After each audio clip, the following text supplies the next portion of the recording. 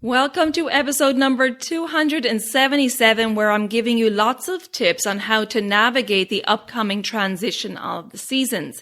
Now, in past episodes, I covered the specific season. However, today I want to make it relatable to everyone. So no matter where you live on the planet, you can take these Ayurvedic tips and apply it to your climate. So please stay tuned.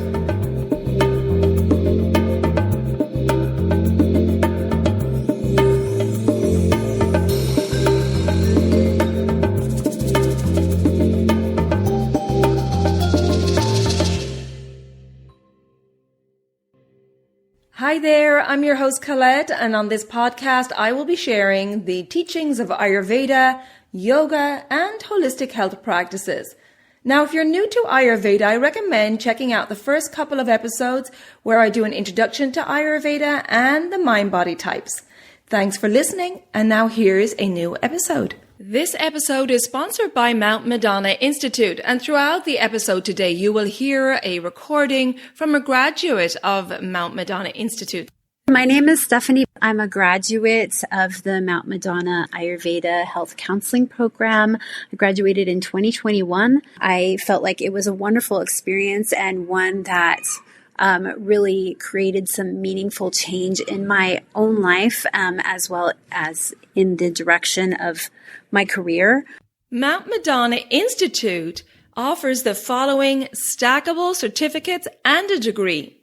The Foundations and Mini Courses are online courses introducing you to the fundamentals of Ayurveda. The Ayurvedic Educator consists of 6 months of online coursework that prepares the student for a career in offering diet and lifestyle support to healthy individuals. The Ayurvedic Health Counselor is a NAMA-recognized 12-month educational program for a professional career as an Ayurvedic health counselor. The Ayurvedic Practitioner is a NAMA-approved 20-month educational program with additional training in pathology and disease management. The Master of Arts degree in Ayurveda is a graduate-level professional training and is accredited by the Western Association of Schools and Colleges, WASC. And you can receive a $200 discount on the Foundations, Ayurvedic Educator, and Ayurvedic Health Counselor programs starting in September 2023 by using the code ELEMENTS at checkout. To learn more about these programs and to register, visit mountmadonnainstitute.org or just click on the link in the show notes. Hi there, it's Colette, and today I'm going to be looking at how to navigate seasonal transitions with Ayurvedic tips and Ayurvedic wisdom, and I'm going to talk about it a little different than the ways I've covered in the past. So let's begin.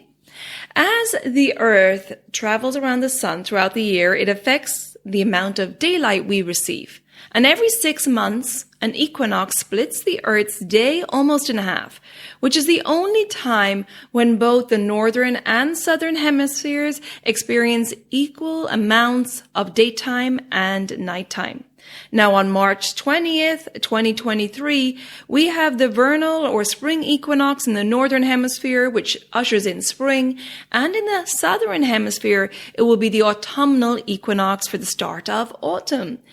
The opposite then happens during the second equinox on March 23rd, 2023. Now, Ayurveda teaches us that we are a part of nature and not separate from it.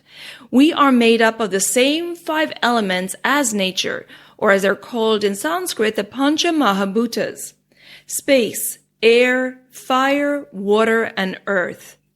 And what happens in our environment has an impact on the elements in our body. And of course, we understand that these elements make up our doshas. Vata is comprised of space and air, Pitta is comprised of fire and water elements, and Kapha is comprised of the water and earth elements. Now, the 5 panchamahabhoutas fluctuate in each season depending on the climate, and this results in a corresponding change in the doshas in our body. Our unique dosha ratio of Vata, Pitta, and Kapha in our individual constitution determines the energies and qualities in our body.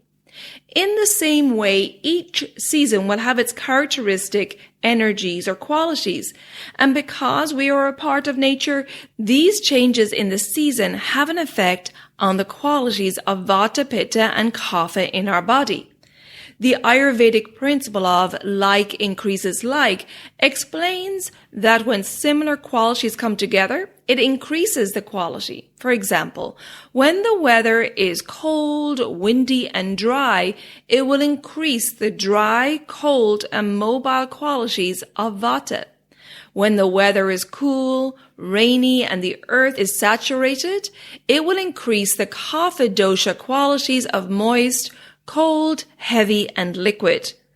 And when the weather is hot and humid, this will increase the Pitta dosha qualities of hot, sharp, and liquid. Ayurveda teaches us the importance of living in tune with nature and following specific guidelines during each season to help maintain balance of the doshas and prevent dis-ease in the body and mind. These seasonal guidelines are called Ritucharya. Ritu translates to season and Charya translates to guidelines. And these are guidelines for our diet and lifestyle in each season with the goal to help us maintain balance.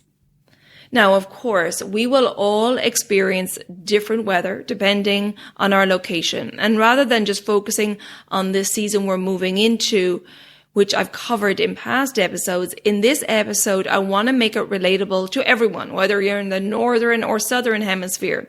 And so no matter where you are on the planet, you can take the Ayurvedic advice given today and apply it to your climate.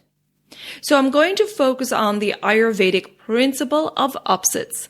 I talked a moment ago about the principle of like increases like, which will result in an increase of those qualities in our body, and this can result in imbalances of the doshas. However, the very simple healing principle in Ayurveda is opposites pacify. Therefore, if we understand our unique constitution and the qualities of the doshas in our constitution, we can become our own healer by being aware of the qualities in our body and the qualities present in our environment. With this awareness, we can implement changes in our diet and lifestyle to offset any environmental changes which may aggravate our doshas. We can also tune into any subtle imbalances which may occur due to an increase in like qualities and simply bring in the opposite qualities to pacify the imbalance before it peaks. And therefore, we're preventing any aggravation or dis-ease in the body. By focusing on the qualities of the doshas and how an imbalance can manifest, it will build our awareness of these symptoms in our own body.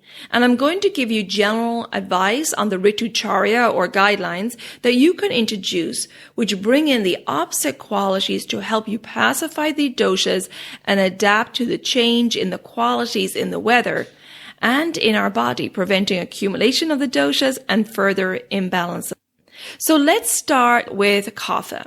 The Kapha qualities of moist, cold, heavy, static, soft, and liquid can increase in a climate that is cool, wet, or humid, and where the earth is heavy and saturated with rain or melting snow. The signs of imbalance in the body could be sluggish digestion and sluggish elimination, lack of appetite, heaviness after eating, excess weight, maybe it's water retention, puffiness or swelling and stiffness in the joints, or itching in the body. You may be feeling congested with excess mucus that's sticky and thick, allergies, lethargy, lack of energy and motivation, oversleeping, and feeling very groggy in the morning, taking a long time to get going. Mentally, an imbalance could manifest as brain fog, sadness, withdrawing socially, procrastination, holding on to things, being overly sentimental, lack of self-care, and maybe suppressing emotions or emotional eating. Therefore, if you have high Kapha constitution and you're moving into a season with the qualities of cool, wet or humid with saturated earth, or if you have a kapha imbalance, you want to bring in the opposite qualities to offset these conditions and prevent aggravation.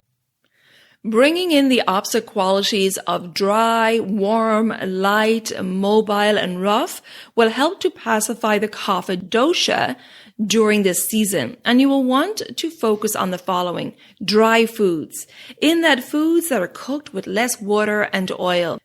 So it could be steaming, grilling, or baking.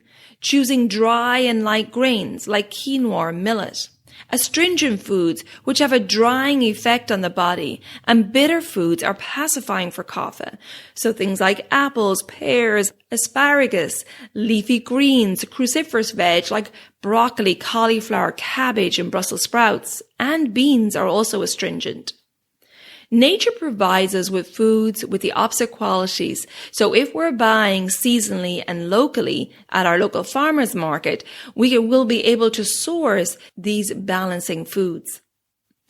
Avoiding heavy, rich, creamy, stodgy comfort foods, which will overwhelm the sluggish digestion, and cooking foods that are light and easy to digest to stimulate the digestive fire.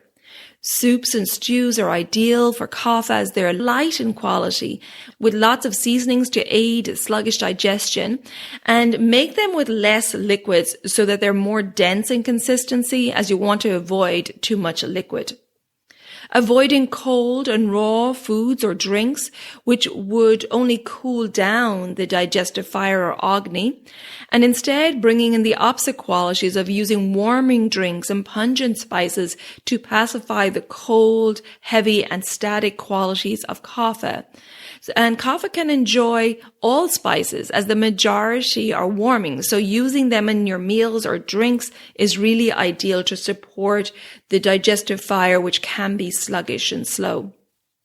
Including lots of the rough quality, which would include lots of fiber to aid the sluggish digestion. So lots of fruit and vegetables. You can also use things like flaxseed, which will aid with elimination. Increasing the mobile quality by moving during the day, getting up before or with sunrise, and getting out in nature to shake off that heavy kapha energy, which is naturally present between 6 and 10 a.m.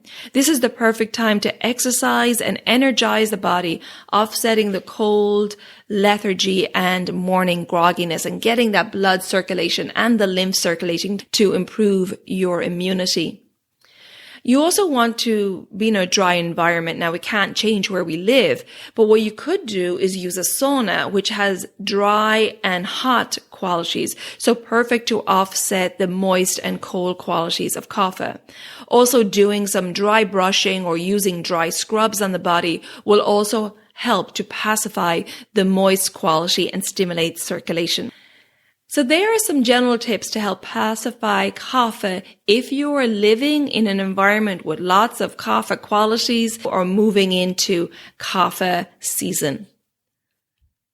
I felt the faculty at Mount Madonna had a wide breadth of knowledge and great information in lectures, as well as meaningful discussions that we had with our classmates who also brought so much to the table.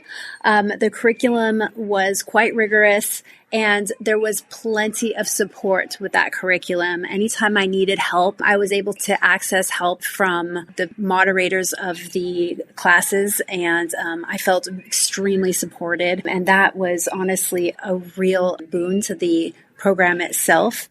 Mount Madonna Institute core faculty, course instructors, and assistants maintain ongoing contact with the student throughout the course of study to provide valuable support.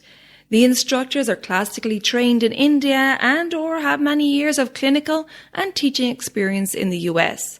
To learn more, visit mountmadonnainstitute.org, and don't forget about the $200 discount I mentioned earlier. You can check out all the details in the show notes. Okay, so let's move on to Vata. The Vata qualities of dry, light, cold, subtle, rough, and mobile can increase in a climate that is cool, dry, or lacking humidity and windy. So the signs of imbalance in your body could be dryness and roughness in the skin, the eyes, the nose, the hair, the nails, dryness in the mouth, so lots of thirst, dryness in the bowel movements resulting in constipation, irregularity in digestion, energy, elimination, and sleep cycles, coldness in the body, especially in the hands and feet. The signs of imbalance in the mind can manifest when the mobile quality is aggravated with excess movement of the mind, resulting in a restless, scattered, forgetful, and indecisive mind. The mind can go into the future a lot with what if thinking or worst case scenario thinking, resulting in anxiety, worry, fear, nervousness, insecurity, maybe sadness or depression. Therefore, if you have a high Vata constitution and you're moving into a season with these qualities of cool, dry, and windy weather, or if you have a Vata imbalance, you want to bring in the opposite qualities to offset these conditions and prevent aggravation. So you will want to focus on the following. First of all, introducing meals that are moist, containing liquids and good fats, like ghee, olive oil, avocado, tahini, having foods with grounding and heavy qualities. So root vegetables have grounding qualities. Fish is considered sweet and heavy, and meat in some cases is helpful for grounding Vata. Avoiding food that's light and dry, like quinoa, for example, is considered dry and light. So having a heavier grain like rice is better, making sure you're stirring in some fat into that grain too.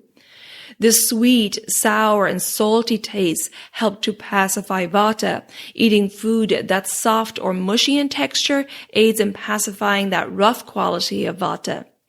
And also focusing on warm foods and drinks, sipping on hot water to hydrate and to stimulate the digestive fire, which can be irregular if there's a Vata imbalance, including warming spices to aid digestion and create warmth in the body, in particular like black pepper, ginger, cumin, and cinnamon. Avoiding too much sensory stimulation, and focus on bringing in grounding practices for the body and mind with calming mindfulness practices like slow calming pranayama or yin or restorative yoga to pacify that mobile quality. These practices will not only calm the nervous system, but will also aid digestion.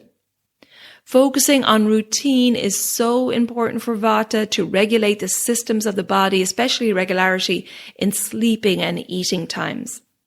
Vata can be pacified by steaming the body, which will introduce warm and moist qualities, offsetting the cold and dry qualities. And also avoiding excess travel, sensory overload, stress, windy conditions, or fans or air conditioning, as that moving air can really aggravate Vata. So if you're going outside in windy weather, make sure you're covering your head and neck. So they are some tips for how to manage Vata, especially if you're moving into Vata season or you have a Vata imbalance. Okay, finally moving on to the Pitta dosha. So the Pitta qualities of oily, sharp, hot, light, acidic, mobile, and liquid can increase in a climate that is hot, where the sun is bright and the heat is sharp and intense.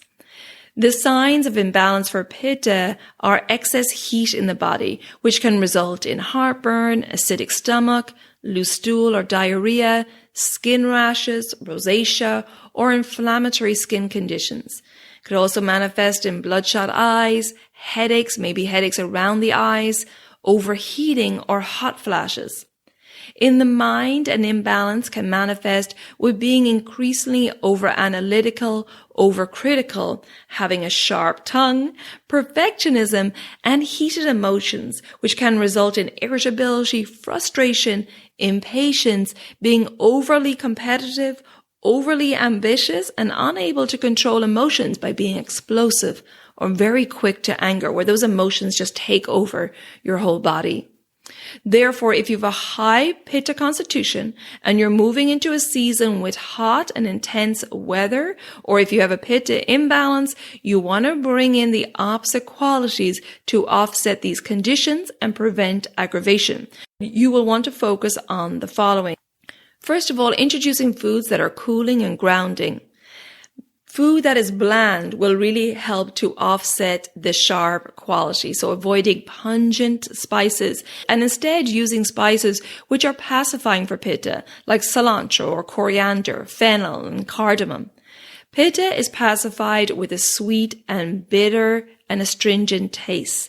And nature provides us with lots of these foods during the hot season, like sweet fruits, watermelon, stone fruits, coconut, root vegetables, and bitter greens. Avoiding excess oil, fried foods, and nightshades like tomatoes, peppers, white potatoes, and eggplant, and also avoiding acidic foods like coffee and alcohol. You also want to avoid intensity in work, intensity in exercise and life in general, and definitely want to avoid too much exposure to the sun, particularly in the middle of the day. Making space for calming activities. And during the hot season, Pitta is pacified with cooling activities like swimming, calming pranayama, and a calm, soothing yoga practice. Definitely no hot yoga.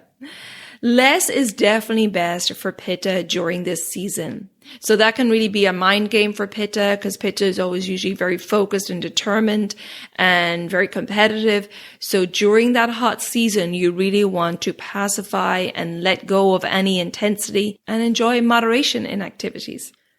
Now, the advice I give today is, of course, general, and we each have a unique ratio of these three doshas. And so you will want to take into consideration your full doshic makeup. If you want support on this journey with education on how to become your own healer, then check out my online services, which includes online consultations, educational programs, and cleanses. I also want to let you know about my next discounted seasonal cleanse, which will start April 21st, 2023. The focus of this cleanse is to help you transition through the seasons, to help eliminate any accumulation of the doshas and any accumulation of ama or toxins. The reason why Ayurveda emphasizes cleansing at the joint of the seasons is because the accumulation of toxins and the dosha or doshas will cause imbalances in the coming season. Now, if you want to know if you have an accumulation of toxins in the body, you can take my quiz on the homepage of my website, elementshealingandwellbeing.com, and you'll find that link in the show notes. I briefly want to tell you about the benefits of my Ayurvedic Digestive Reset Cleanse.